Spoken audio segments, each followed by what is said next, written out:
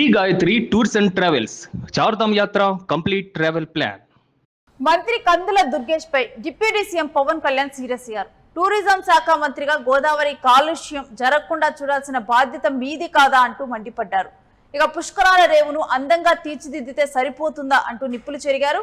Rajahmundry paper మిల్లుతో నిరంతరం యుద్ధాలు చేస్తున్నామని అక్కడ ప్రజలు పవన్ కళ్యాణ్ కు వివరణ ఇచ్చారు. ఇక పవన్ కళ్యాణ్ వివరణ ఆ తర్వాత మంత్రి కందుల దుర్గేష్ వివరణ ఇవ్వటం జరిగింది. గోదావరి కాలుష్య నియంత్రణపై రెండో రోజు పవన్ పర్యటన కొనసాగుతుంది. నేరుగా బోట్లలో తిరుగుతూ క్షేత్రస్థాయిలో పరిశీలన చేస్తూ ఉన్నారు. కాలుష్య రహిత గోదావరి పుష్కరాల నిర్వహణ మీద పవన్ ఫోకస్ పెట్టినట్లుగా తెలుస్తోంది. ఇక అక్కడ ఉన్నటువంటి వారు కూడా మొత్తం కూడా అక్కడ ఉన్నటువంటి నీరు ఈ పేపర్ మిల్లులు వీటి వల్ల కూడా మొత్తం కూడా రాజమండ్రి పేపర్ మిల్లులతో నీరంతా కూడా కాలుష్యంగా మారింది. దీని మీద పవన్ కళ్యాణ్ సీరియస్ అవుతూ మంత్రి కందుల దుర్గేష్ ని ఉద్దేశిస్తూ కూడా పలు సూచనలు చేసినట్లు, అదేవిధంగా కందుల దుర్గేష్ మీద సీరియస్ అయినట్లుగా వార్తలు బయటకు వస్తున్నాయి. ఇక ఈ అంశం గురించినటువంటి డీటెయిల్స్ మా ప్రతినిధి సాయిరామ్ అందిస్తారు. సాయిరామ్, డిప్యూటీ సీఎం పవన్ కళ్యాణ్ రాజమండ్రిలో పేపర్ మిల్లుల వల్ల జరుగుతున్నటువంటి కాలుష్యం మీద సీరియస్ అయినట్లుగా తెలుస్తోంది. పూర్తి డీటెయిల్స్ ఏంటి? 2027 గోదావరి పుష్కరాల ఏర్పాట్లను పరిశీలించేందుకు రాజమహేంద్రవరంలో పర్యటించిన రాష్ట్ర ఉప ముఖ్యమంత్రి జనసేన అధినేత పవన్ కళ్యాణ్ పర్యటనలో భాగంగా గోదావరి కాలుష్య అంశంపై తీవ్ర అసంతృప్తి అయితే వ్యక్తం చేశారు. పుష్కర ఘాట్ నుంచి కోటి లింగాల ఘాట్ వరకు బోట్లో ఒక పరిశీలన నిర్వహించిన పవన్ కళ్యాణ్ నదిలో కాలుష్య పరిస్థితులు గమనించిన పర్యాటక శాఖ మంత్రి కందుల దుర్గేష్ పై సీరియస్ అయినట్లయితే మనకు సమాచారం వచ్చింది. అయితే పుష్కరాల కోసం ఘాట్లను అందంగా తీర్చిదిద్దే సరిపోదు, గోదావరి కాలుష్యం జరగకుండా చూడాల్సిన బాధ్యత కూడా ప్రభుత్వానిదే అంటూ పవన్ కళ్యాణ్ అయితే మండిపడ్డారని తెలుస్తుంది. అయితే ముఖ్యంగా రాజమండ్రి పేపర్ మిల్ నుంచి వస్తున్న కాలుష్యంపై పవన్ కళ్యాణ్ ఆగ్రహం వ్యక్తం చేసినట్లయితే సమాచారం ఉంటుంది. అయితే దీనికి సంబంధించిన మంత్రి దుర్గేష్ గోదావరి కాలుష్య నియంత్రణ కోసం అయితే ఇప్పటికే నియంత్రణ పోరాటం అయితే చేస్తున్నామని, పలు చర్యలు అయితే తీసుకుంటామని పవన్ కళ్యాణ్ అయితే వివరణ ఇచ్చినట్లయితే తెలుస్తుంది. అయితే అంతేకాకుండా మంత్రులు అటు అధికారులు సమన్వయంతో పనిచేయకపోతే పుష్కరాలను విజయవంతంగా నిర్వహించడం సాధ్యం కాదని చెప్పేసి ప్రతి శాఖ కూడా బాధ్యతగా వ్యవహరించాలి, ఎక్కడా కూడా నిర్లక్ష్యం ఉండకూడదు అని పవన్ కళ్యాణ్ అయితే స్పష్టంగా హెచ్చరించినట్లయితే సమాచారం అవుతుంది. అయితే పుష్కరాల సమయంలో కోట్లాది మంది భక్తులు వస్తారని, అలాంటి సమయంలో చిన్న తప్పిదం కూడా ప్రభుత్వ ప్రతిష్టను దెబ్బతీసే అవకాశం ఉందని అధికారులు అయితే సూచించినట్లయితే తెలుస్తుంది.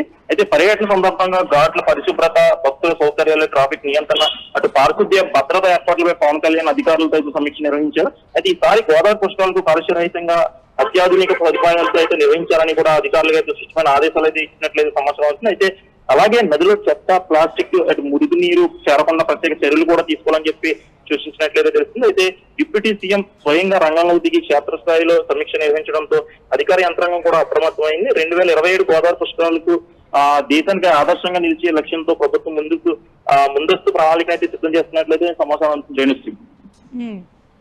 అయితే ఇక ఈ కాలుష్యం గురించి ముఖ్యంగా కూడా అంటే తనని క్వశ్చన్ చేస్తూ ఉంటారు అసెంబ్లీలో అంటూ కూడా పవన్ కళ్యాణ్ ఇక్కడ మాట్లాడిన సందర్భాన్ని కూడా చూస్తూ ఉన్నాం సాయిరామ్. ఎందుకంటే రెనిశ్రీ గతంలో కూడా గత పుష్కరాల్లో కొన్ని అవకతవకలు జరగడంతో ప్రభుత్వంపై తీవ్ర విమర్శలు అయితే ఎదుర్కోవడం జరిగింది.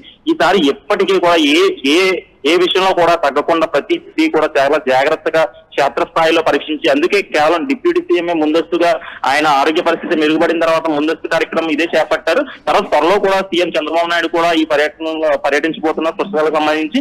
ఏ విధమైన ఎందుకంటే సుమారుగా కోట్ల మంది వచ్చే అవకాశం ఉంది. ఎందుకంటే పుష్కరాలకు కేంద్ర బిందువుగా చెప్పుకునేది రాజమహేంద్రవరం, అటు కోటిలింగాలు, రేవణి ఘాట్ ఇవన్నీ కూడా చాలా ఫేమస్ కాబట్టి ఖచ్చితంగా ఇక్కడికి కోట్లాది మంది, లక్షలాది మంది వచ్చే అవకాశం ఉంది. కాబట్టి ఎక్కడా కూడా ఈ ముఖ్యంగా పశ్చిమ గోదావరి, ఉభయ గోదావరి జిల్లాలో జరిగే పుష్కరాలు కూడా ఎక్కడా కూడా ఎటువంటి లోటుపాట్లు జరగకుండా చర్యలు అయితే తీసుకోవాలి. ఎందుకంటే మనం ఎప్పటికీ కూడా పుష్కరాలకి ఒక రికార్డెడ్ గా గుర్తుండిపోవాలి చరిత్రలో అనేటట్టుగా అయితే ఏర్పాట్లు చేస్తున్నామని చెప్పేసి డిప్యూటీ పవన్ కళ్యాణ్ అయితే చెప్తున్నారు సీఎం.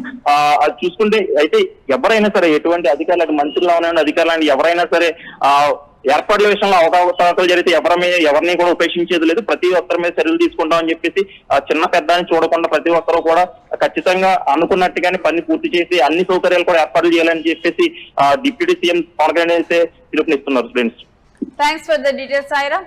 టూరిజం శాఖ మంత్రిగా గోదావరి కాలుష్యం జరగకుండా చూడాల్సిన బాధ్యత మీది కాదా అంటూ కూడా మండిపడ్డారు. ఇక పుష్కరాల రేవును అందంగా తీర్చిదిద్దే సరిపోతుందా అంటూ కూడా ఇప్పుడు కందుల దుర్గేష్ మీద నిప్పులు చెరిగారు పవన్ కళ్యాణ్. ఇక రాజమండ్రి పేపర్ మిల్లుతో నిరంతరం జరుగుతున్నటువంటి కాలుష్యం గురించి మాట్లాడటం జరిగింది. కేవలం గోదావరి కాలుష్య నియంత్రణపై రెండో రోజు ఇప్పుడు పవన్ కళ్యాణ్ పర్యటన కొనసాగుతోంది.